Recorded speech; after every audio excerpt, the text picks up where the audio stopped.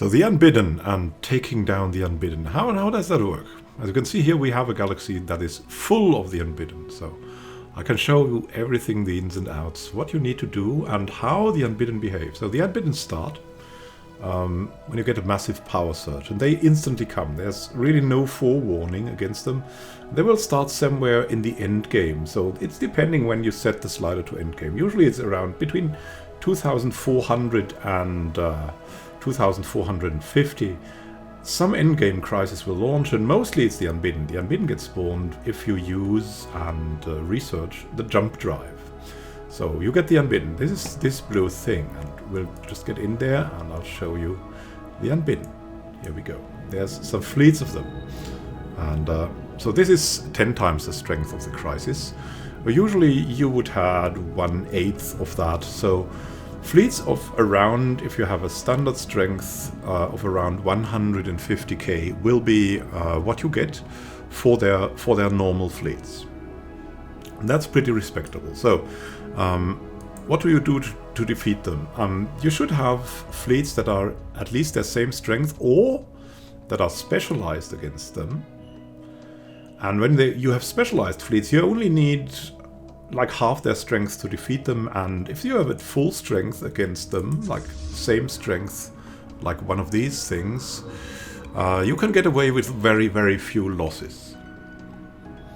So what are the Unbidden? What do they want to do?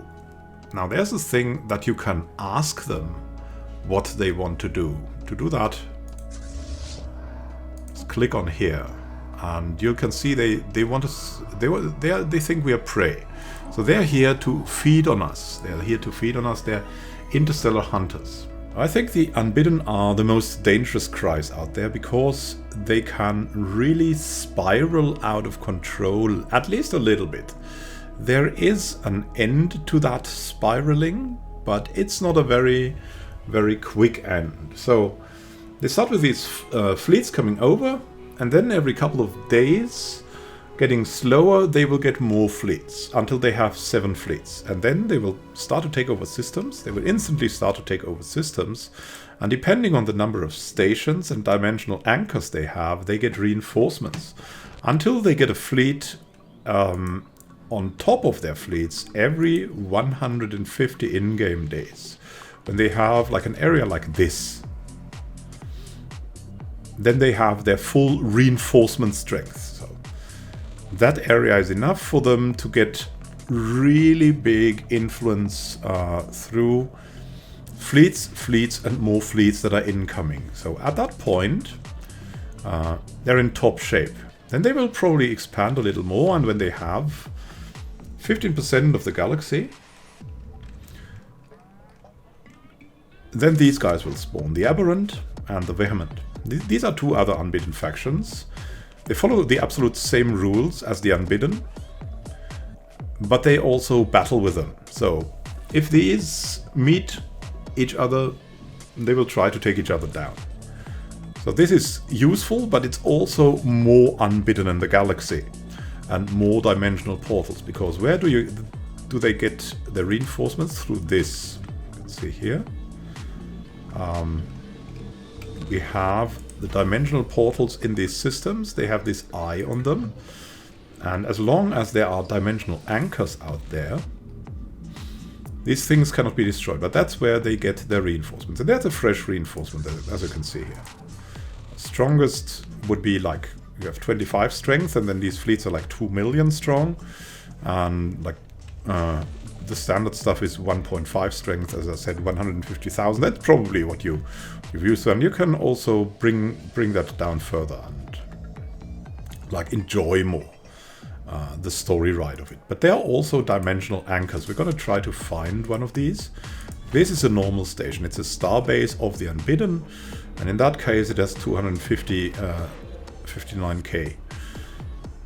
It usually has something like a shipyard to be able to repair, but it will not actually build ships. And it has only, as you can see, shields and hull points. And the difference of the anchors is that they will also have a lot of armor, and they will also have a lot more hit points and armor. So we're just going to find one of these. it's kind of, you cannot see that before, so we're just going to click us through everything and see if we're going to find one of these. They're exceptionally strong, and they mostly get created when the AI manages to capture a really big station of you. So if they capture like an outpost station, then such a standard thing gets in, and if they get to a really big station, then a dimensional anchor gets created. Here we have one. See, it looks a little bit different, and the main difference is that it has a lot more hull points and shields, and it also has armor. As you can see here, it's a pretty strong station. So what are the strengths you need to defeat these stations for your fleets? Like for the standard station here, now there's another dimensional anchor. For the standard stations, you should go in with about the strength the station has, and you should specialize it against the Unbidden. We'll come to what that means. Now against this fleet, you should have like around 3 times that. I mean, you can defeat it with pretty small fleets, but then you will have huge losses. So you want little losses, and you want to defeat the station quickly. So because if you have huge losses, you'll have huge problems to counter the Unbidden in general. That's one of the rules. Like, avoid them until you can have lower amount of losses. But there's some systems that need to be protected at all costs, and we'll come to that later. I'm talking to you, terminal egress. Yeah, the terminal egress system, because of the connection everywhere in the galaxy, the wormholes and stuff, that are really, really important things to protect, and you can sacrifice a little bit of that, because otherwise you won't be able to stop the Unbidden. If they like control terminal egress, it's going to be really hard. So we've been talking about fleet strengths and fleet strengths you need, but these guys also need fleet strengths. So they will enter systems, and what will they do then? Usually they'll take over the outpost. That's a standard thing, but if they're in a fresh system, they're going to do something completely different. Let's see if we can spot one of the fleets that is maybe in a fresh system. So when they're in a fresh system, they go to the planets out there and start to bombard these planets. Like they would go in here, for example. Whenever they go in here in one of these things, they park above a planet, and then they start to bombard. And they have a special kind of bombardment, because they will totally devastate the planet. They will make it some kind of a tomb world that you can't terraform again. And what happens then is, of course, the planet gets destroyed into a terraforming candidate. The other thing that happens is the fleet gets a good chunk stronger. So you will have non-standard fleets going around that are, in my case here, the fleets of 10 times crisis strength, that's 750k, around that. And when they manage to take down a planet with their bombardment, then they are like more like 950k. And if they do it another time, they might be 1.3 million and so on. So if you don't get these in check or distract them, they will become also stronger in that way. And that's one of the specialties of the Unbidden too. What happens when you defeat or damage a fleet of the Unbidden? Like, it could be you damage and then you go away, right? What happens to the fleets of the Unbidden then?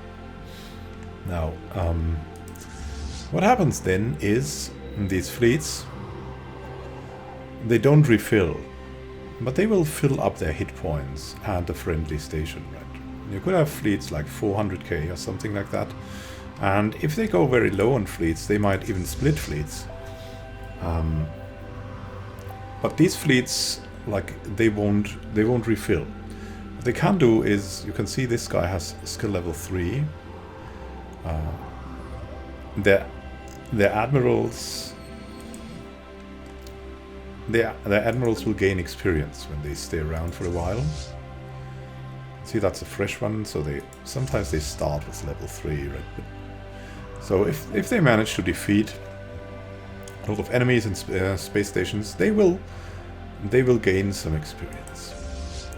That's what they'll do, and they have different traits, just like the traits your admirals have. Like, we even have an engineer here for whatever reason, and as you can see, we call the smaller fleet here. That's only 232. Okay, so that's one of the wounded fleets that I already talked about, right? This fleet was half destroyed by someone, and it's now still there. There's another one of these fleets, of these incomplete fleets. So they won't fill up anymore, but they can gain strength through the two things.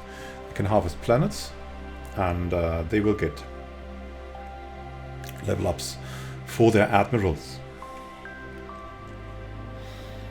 So when you have the others coming, then you'll get 2 other of these portals, so you can have like a total of 3 unbidden fleets coming every 150 days if you're unlucky, and that's quite a lot to destroy. So you should hurry up to destroy them. You should start very early to confront their fleets and to confront their stations, their everything. It's rather easy to destroy their stations, but it's rather hard to destroy their fleets. Now we come to the ship builds against the fleets. There is one best build for that, and that is if you use kinetics. So what you have there is you have the fleets of the Unbidden, and if you look at that, you can see that they have a lot of shields and some hull points. Then they have weaponry on them. Their weapons, and you can discover that via research, do 50% less damage to shields, a little bit more versus hull, and they are just average against armor. So what does this mean for your ship build? Apart from that you should use kinetic weapons. Why? Because they are good against shields. What does that mean for you? So you build a lot of shields yourself.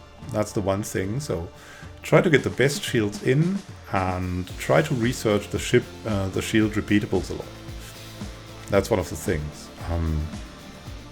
As you can see here, I have a couple of designs against the Unbidden, and these are probably the standard designs that you will use to fight the Unbidden. What do you use? You can use the Giga Cannon. Some people say that focused arc emitter is better, but if you want to dedicate yourself to kinetics, you will also research only like the kinetic repeatables that make the weapons better. And for that reason, you use the Giga Cannon, so it gets affected most. It also has a great range. It has bad tracking, relatively low accuracy compared to other weapons, but it's still good. You can see it's around the damage the Unbidden weapons would do. Like it's 50% more shield damage, has 25% less armor damage, 25% more hull damage. And then you use the largest you can get, because the larger weapons have more damage per second. If you make a ship with small weapons, it has less damage per second. It has, on the upside, it has more accuracy and more tracking, but it has less damage per second. So you go for that. You see the kinetic artillery is very well suited for that. You get 100% more shield damage, and you get 25% more hull damage, while you only get 50% of the armor damage. But except the dimensional anchors that I've already seen, you have the Unbidden ships and the Unbidden stations just don't have armor. There's that. You can see that this is the weapon the Unbidden use, the Matter Disintegrator. And it's an energy weapon that has less shield damage, more armor damage, and a lot of hull damage. So if you can choose how to build it, you would put in the maximum amount of shields against that, and then you should put in all the armor that you can get to fill that up. So that's not actually a good design. That's a good design, right? The rest will be armor. That isn't enough for the power. And then you can put in, for example, shield capacitors. That will increase your shield hit points. You put in shield capacitors when you can stand toe-to-toe with the Unbidden. Otherwise, you might use advanced afterburners.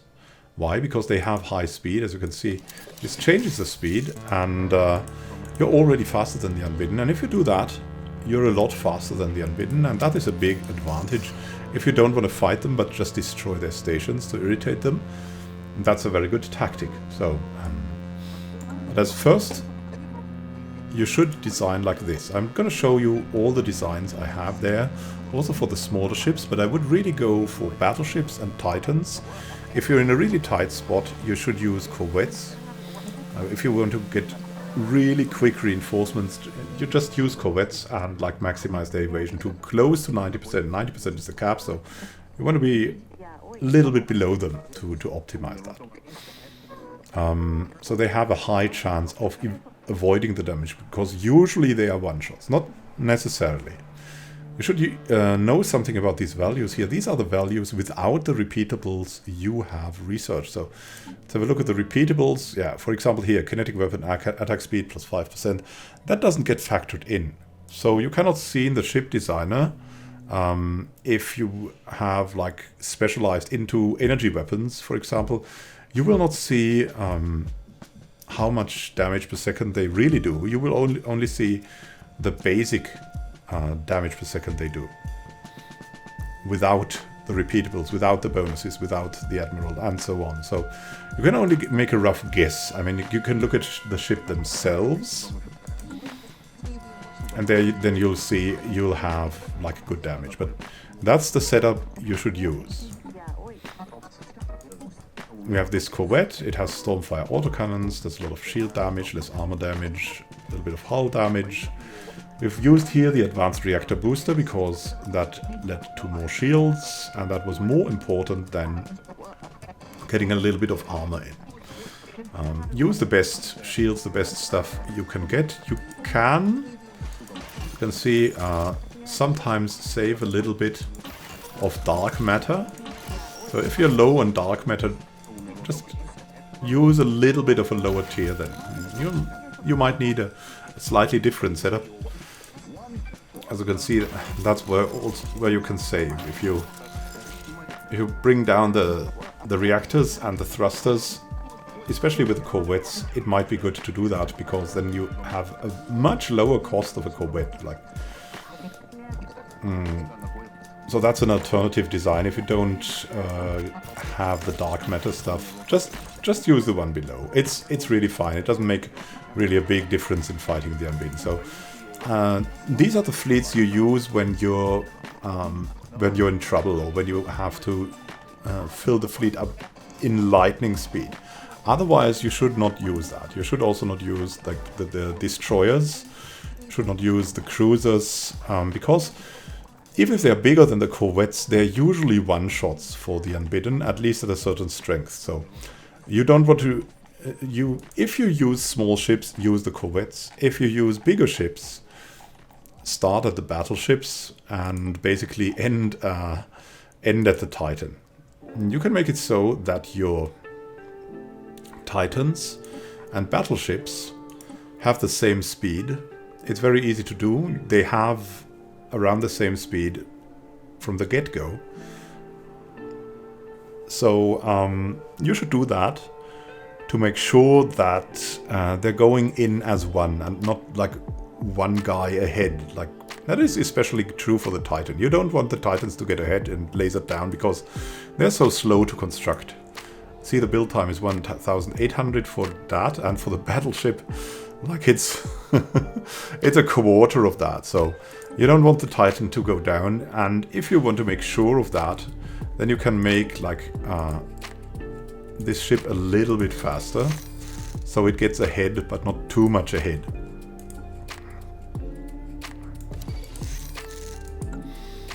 So you can use the battleship to take up the brunt of damage.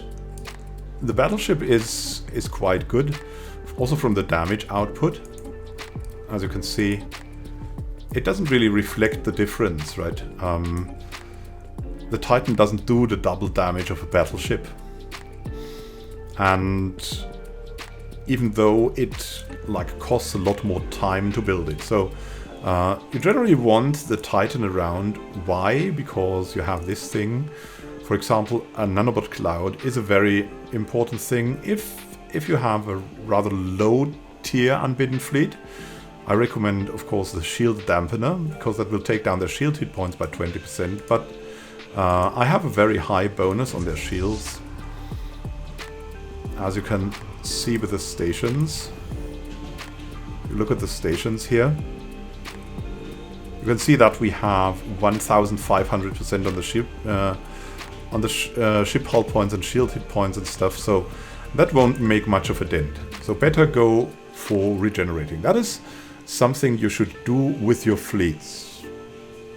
So how is the ideal fleet composed? The ideal fleet is 24 battleships and 1 Titan. You can look at the fleet manager and you can see that, and you can add in like 2 corvettes if you want. Not necessarily. You will lose them almost every time. Not much of the battleships though. So that's the thing to get around. What you should have around with you, because you don't want to fly back and repair all the time. Ideally, you have an engineer, so you can repair these battleships and Titans while you fly around. And you can also use as an alternative design that is actually very cheap. As I said, the nanobot cloud aura is pretty good. And you can also use, instead of the shield capacitors, if you're feeling a little bit more confident in surviving the combat, you can use the regenerative hull tissue. That will also help a lot in regenerating your fleet fast. Why is that so important? Because time is very critical against the Unbidden. You want to have the time, you want to have the ships in action all the time. All the time. And another thing you can see here is you should go over your naval capacity, like whatever it takes. You should have a fleet that guards important choke points, like this, terminal egress. And you should have a fleet, after you can defend the choke points and like sting out from them from time to time and snipe a fleet here and there. You build a fleet that is offensive and that goes everywhere and destroys stations, fleets, whatever, that hunts that down. That's our second fleet here. What should you have as a minimum fleet strength to confront one of the standard fleets? For example, if you have here like 750,000 around that, as an opponent, you should have roughly a 600k fleet to defeat them. If you have 150,000, you should have a 125,000 fleet roughly to defeat them with relatively minimal losses, right? And these fleets you can also easily use to take down the stations. They won't be 259k strong every time. Just take a rough estimate, like these stations you can defeat with roughly half their strength. Like that's a rule of thumb. If you use the builds that I've given you. Now there's an alternative build. If you want to go, or if you have specialized in energy weapons, you can use penetration weapons. That's also a good thing. It will also destroy the Unbidden. Yeah, it's a little bit less effective, but it's also a good alternative. Ideally, you have acquired cloud lightning from these lightning clouds everywhere, but it also works with the disruptors. But then you need quick ships, because you need to get in very quickly because they have such a poor range. It will cost you more. It's less effective, and the recommended setup is going kinetic weapons. But you can also do it with energy weapons. It's also possible. Now, containment strategies. What do you do to contain them? You need to control critical points. As I've already said, it's very, very good to control the L gates and the terminal egress system. You should guard these basically with your life, but because usually the L gates just pop up anywhere, and it doesn't matter who controls them. Everyone can go through them and basically jump into your empire at the worst time. Like we have here very close to our home planet, we have an L gate, and when they come through here, wow, that's gonna be harsh. So to contain all these L gates, you should try to control terminal egress. That's one of the things. What do you want there? You also you want a gateway there, of course, to be able to control it better. You want to have quick access to it. The same goes for wormholes. Wormholes are also very, very inconvenient if you're against an overwhelming foe. Like they're just like holes in your empire, holes in your defense. And you cannot do anything against them going through there, so you have to guard them very well.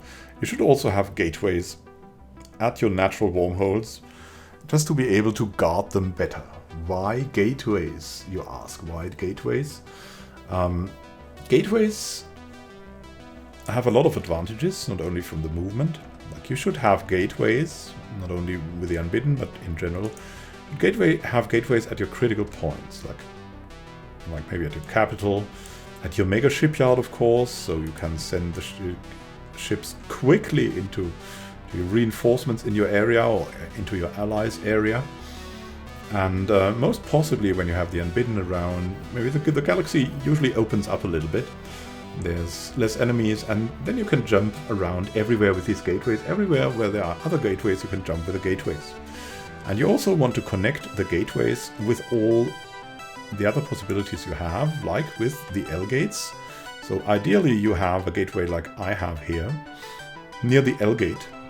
So you can jump through the gateway, and then quickly jump through the L gate to another L gate, or you can jump from the L gate to another gateway, and things like that make it very easy. And if you connect to the wormholes as well, and these wormholes usually are outside of also outside of the star center, so you can build a gateway next to them, and this will make for an additional flexibility in jumping around. But why are gateways so good? You would say, hey, but what if the Unbidden use my gateways? No, they cannot use your gateways as long as they are under your control. The Unbidden cannot use your gateways, or they won't use the gateways. But as soon as they are in neutral area, they can use them. So if the gateways are in neutral area or in Unbidden area, the Unbidden can and will use these gateways. But there's another twist to it. You would think, hey, yeah, that's an Unbidden gateway now, so I cannot go through it. No, you can go through it. You can get through the gateways in the Unbidden territory because they apparently don't guard their gateways, and you can get in and destroy a lot of stuff they have just incidentally, just when you're there. For example, they have a gateway here, and if I want, I can jump in here with a fleet and like destroy them. And that's a great way to guard these gateways and to snipe away fleets and stations and capacity from the Unbidden. Just to be wary, have a sniper fleet. That can be your terminal egress guard fleet. Jump through to the gateways. You can see that's in the Aberrant territory. That's a faction of the Unbidden. I can jump through there fine. So, and then the Unbidden come, and if there's too many Unbidden, you just jump back, and they cannot follow you if the gateway is in your territory. So in that case, they cannot follow us. I mean, okay, it's terminal egress, so there's an L gate there, but they don't go through the L gate. So they want to go through the gateway, but the gateway cannot be used because our guys apparently close the gateway from that side, so they cannot follow us. So that's a very good way to snipe away fleets from the Unbidden when they pass a gateway. You jump in, you snipe them off, and then you go back. Or they build a station there, you jump there, snipe the station, go back quickly. It's a big advantage. So then there's naval capacity. You can see that we're going way over the naval capacity, and that is good. Why is that good? Because of the Unbidden destroying your planets is way higher than paying a little bit more for your naval capacity. You should stretch your economy as much as you can. As you can see, we're paying 45% more, but it's probably worth it to stop them destroying everything, right? Because they can really spiral out of control. If every one of these Unbidden, Aberrant, and Vehement factions are at their maximum respawn, then they get really, really dangerous, and it's really hard to stop them because they're just about everywhere then. So you have to act quick, and you have to go over the naval capacity if you can. There are ways to do that a little bit in the Edicts. Let's have a look at that. So first you want to produce fleets, a lot quicker, better fleets. For that, fleet supremacy is good, and also diplomatic weight increases from fleet power. That will be important later. But more importantly, you can get from researching many anomalies, you can get master's teachings, warring states, which increases your naval capacity by 10%, which is pretty good. And there's also a grand fleet, the Ambition. You should always take, and the ship upkeep goes down by 20%, naval capacity goes up by 20%. It's very good. Then, of course, there's the Federation. And the Federation is a problem and a chance, right? So, as you can see here, we have the Federation fleets open. And you can see that we get 600 Federation naval capacity. And that is, with the law, high fleet contribution on a hegemony. Hegemony usually gets the highest, the biggest fleet. If you have, for example, a research federation, then you will only get like a naval cap of 400 for the federation, and then this, like, put the fleet contribution too high, and it's gonna hurt the overall naval capacity. Here it balances out. I mean, it's still hurting the overall naval capacity, but if you manage to become president, and you should do that at any cost, you should do it at any cost. Use the laws. Surely in one of these succession power things, you can usually bring the AI to bring succession type to strongest and status change, and then one of these succession power things must be yours, and then grab that thing. Because with the status change, the next potential president would have to surpass you by 25%, and that's pretty hard. So once you've grabbed that power, you won't let go of it. And the big advantage of that is you get the Federation fleet. And that, of course, means as well that you don't only get the Federation fleet. We have the Federation fleet here. I'll show you. The big Federation fleet can be really big, as you can see here. We have the third staff lock, and you can see it has an immense amount of ships and 700k power. So it's a real powerhouse. So the others will send you ships for the Federation fleet all the time. And you can determine what kinds of builds are in there if you use the ship designer. And, but not that ship designer, right? We'll want to use the Federation ship designer. And there's some auto-constructed. But if you're the president, you can destroy the designs and just adjust them to what you want, which I've done. So the AI has only the right to build these ships. They will build the ships they can for the Federation after your designs. So you, of course, make the optimal anti-unbidden ships. I've made it here so that these have the regenerative hull tissue so they can recover quickly. And that has been a big help too. So that's what you should do when you gain control of the Federation and get that big chunk. And of course there's another thing here. You can see what we're currently doing is nominating us as the Custodian. And when we're the Custodian, we have a whole other set of levers that will unlock them. And I'm going to show you these. The easiest method to become the Custodian is put a hell of a lot of envoys in here. We didn't have to do it like here because everyone voted for us because of our high fleet power.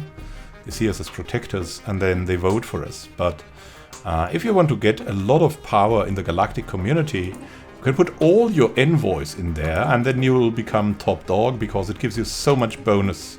Right? Sending an envoy in here increase your diplomatic weight by 10%. So if you send all your envoys in here, and we, for example, have 10 envoys here, that will help like crazy. Like if you send 10 envoys here, you will double your diplomatic weight. That is pretty good. So there's a couple of things in here. Usually if there's a strong crisis, you can just remove the custodianship term limit if you want. But then the main things are in here. A united front can be pretty helpful for monthly energy credits minus 3%. You get damage to endgame crisis factions plus 20%, which is really cool because like it's a multiplier. It's really good if you're lacking in damage. Otherwise, you could say 3% of my monthly energy credits. I want this. I mean, in our case, we don't really need it, but it's truly good. Then we have Galactic Mobilization, which you can get for diminishing trade value by 5%. You can get a naval capacity of 150, and that can be helpful with all the modifiers you get. 150 more flat naval capacity is just pretty good. Then you can get what we started, the Galactic Defense Force. That's going to give you a new force of the strength of, you get 500 naval capacity to build a Galactic Defense Force. And it's depending on the game settings and the size of the galaxy, I think. So then you can go here and make even a GDF expansion if you want. So Community Fleet naval capacity plus another 400. And that's going to help a lot, because all the people of the galaxy will send you ships then, and that's going to help out just really, really a lot there. And there's of course some minor things that will also modify what you can do here, like defense and war. You can look around here, and as you can see here, you can increase naval capacity and diplomatic weight from fleet power for the Readied Shield. And here with the Military Readiness act even more.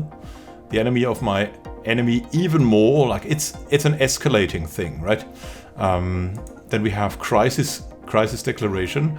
I mean, we already thankfully are focusing on the Unbidden crisis finally. So there's that, but if you need to and there's another crisis, you can focus them on that. And if you don't have a Custodian yet and didn't focus on that yet, you can set the Galactic priorities, and you need to try to get this done. If there's enough support, then the AI will usually bring this up themselves. So you can wait for that and prepare, or if you have a lot of influence lying around, I usually don't, but then you can try to propose this and get people over there to support, focus on the Unbidden, because that will also help out.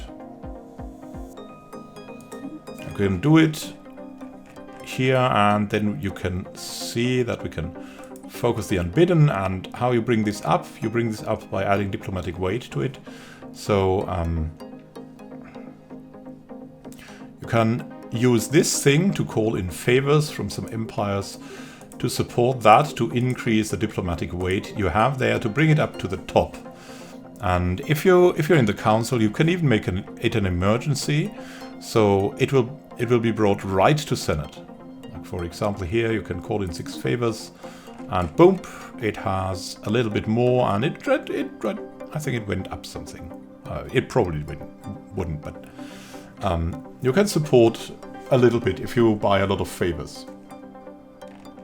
All empires within the galactic community will open borders to one another and mobilize for war, and that's going to be pretty practical. So that's definitely also something that you should do on the diplomatic playing field. And the final thing, if it happens early enough, is that you should look for these empty systems, right? The Unbidden will go around in empty systems, and what you should do is what we are doing here at the moment, especially when you manage to get Galactic Custodian, which gives you 5 more influence per month. Claim these systems. Claim these systems. That will really, really help you out if you want to win the game with points. And also for later on, if you want to play on, you will grab some great things. Like, for example, you can grab megastructures. And the thing with megastructures is that you cannot build like 2 science nexi, but if you've managed to grab 2 science nexi, then their bonuses add up, at least at the moment. So you'll get the double speed research speed bonus from 2 science nexi, and that's pretty crazy, I have to say. That's pretty crazy. So there's some great things to be had. As you can see, we grabbed the Mega Art installation there. And what that does for us, it gives us an amenity effect of another 15%. So we can We can look that up here, for example, in the amenities. As you can see, we have the bonus 2 times the Mega Art installation. And we're grabbing another thing, which will be here, the Interstellar Assembly site. And that will increase our diplomatic bonus by another, I think, 30% or something. And if you manage to catch another sentry array, then you will have a very high base intelligence level. So if you're already looking forward for the time after the Unbidden and want to play on, then that's a great way to grab some incredible bonuses and a lot of good systems. And now you're saying, but there's nowhere planets here. And why are you grabbing this? You want planets? Yeah, I mean, there's a lot of planets here. You just don't really see them. We're just going to look around and I'll show you the planets that are there and why you don't see them at first. Because the Unbidden destroyed these planets, as I've already said. And we're just going to look around and find something to recover. Because there are some systems to recover, and you can recognize this if you manage to find something there that does not have the name of the systems. Like if you're in the Fear system, like every planet has the name Fear. If you're in the Opriluk system, everything has the name Opriluk and stuff. But there are systems. Let's just go over here, just look around a bit. That's everything Riblor. Everything Felis, but there are some planets that are not named like this, and these planets are usually, you can see here, they are Vinjim, but Stuga. Stuga is a terraforming candidate, still has luxuries lying around there, it has planet devastation, but you can easily terraform these for a little bit of a high amount. I think it's around 7,000 to 10,000 energy credits, but at this point in the game, this is grabbing additional planets. They will take a while to get in shape again, but it's definitely a good way to expand your empire. So you can use the Unbidden crisis. You can steer them away by choosing what you defend and what you don't defend. You can destroy your biggest opponents. Like here, the Scholars of Jexia are our main opponent. Like, not really opponent, we didn't lead wars, but it was always wrestling for galactic leadership between us and them. And there was this giant federation started, the League of Non-Aligned Powers, and first they were leading the federation because they I think had the highest diplomatic power. But after a while, like, we defended our stuff and we didn't defend theirs, and whoops, how did that happen? Then we made a status change thing.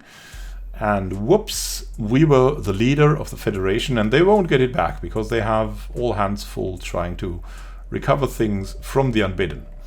So that's also a thing you can use that for, but don't overdo it. At first, concentrate on defending the things that are important, because otherwise the Unbidden will screw everything up, and then no one will win. And you can always win later.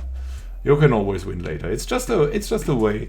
If you have the feeling, yeah, everything is safe, kind of, and I want to have my profit. I was the defender of the galaxy, because usually the AI is not really that good at defending the galaxy, at least on the higher levels, or on the crisis higher levels. And then you can take you can take stuff and make it yours. Like, it's your reward for defending the galaxy. That's how you could see it. It's making a safe part of the galaxy for all the people that live there. So you're only doing, like, God's work, the Emperor's work, the Custodian's work. And this is also a great time. If you manage to become Custodian, you can also found the Galactic Empire while in this crisis, because everyone will be behind you. So if you want to do that, you can, during a crisis, do a lot in terms of custodianship. The crisis will, like, skyrocket you in there. If there's no crisis, it's very hard sometimes, but if there's a crisis, you can just sail off to the top and stay there forever. Finally, if you manage to beat down the last portal of the Unbidden, only the last though, The one who beats down the last portal of the Unbidden gets this, the extra dimensional warlock. Passive effects, sublight speed plus 15%, which is pretty great. And Unbidden ritual modifier added for 10 years is the active effect, gives you jump drive range plus 100%. And that's just fantastic, right? You can jump around the galaxy with that like a madman. It's just a very, very good thing. I mean, most people won't use it because after that, after they've won against the Unbidden, the game is usually kind of over. But you might play on, and you might have an interesting galaxy, and then you use the extra dimensional warlock, and and then you can truly win the game to your liking with more sublight speed and with the insane jump drive range. It's gonna help you just a lot, really, really a lot. So we have beaten the Unbidden together. Thank you for watching, and happy gaming to you. This is Immanuel Khan signing out. See you soon and happy gaming. If you want to see me fight the Unbidden, you can do so in, for example, the Aquatics Let's Play I did. Like the last around 15 episodes of that are just fighting the Unbidden, because the Unbidden got pretty big. We got all the 3 factions, we had everything happening, but we managed to beat them back and destroy them. No problem with... Sometimes it was really hard, and in the end you kind of get the flow, and then everything goes as planned. But only if you're attentive and scan the map all the time, at least at the start. At least as long as they have like 20 fleets or something like that. Thank you for watching, and happy gaming to you. This is Immanuel Khan signing out. Have a great time until then. And happy gaming. See you soon.